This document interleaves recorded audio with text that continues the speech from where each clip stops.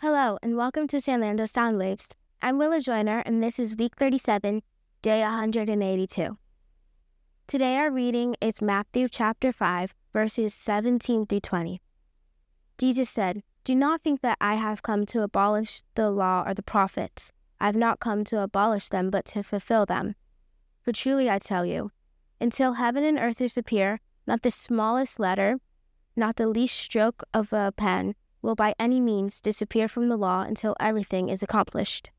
Therefore, anyone who sets aside one of the least of these commands and teaches others accordingly will be called least in the kingdom of heaven. But whoever practices and teaches these commands will be called great in the kingdom of heaven.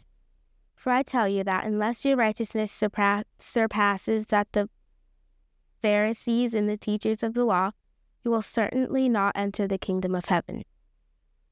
Now let's consider our 7 arrows or 7 questions. What does this passage say? What did this passage mean to its original audience? What does this passage tell us about God? What does this passage tell us about people? What does this passage demand of me? How does this passage change the way I relate to people? What does this passage prompt me to pray to God? Now let's look at a brief devotional about this passage on page 202 of our book, 7 Arrows. Throughout the Sermon on the Mount, Jesus did something interesting with the Old Testament law. He did not throw it out, but instead, he intensified it. He said the issue isn't just that people commit murder, but that their hearts rage with anger.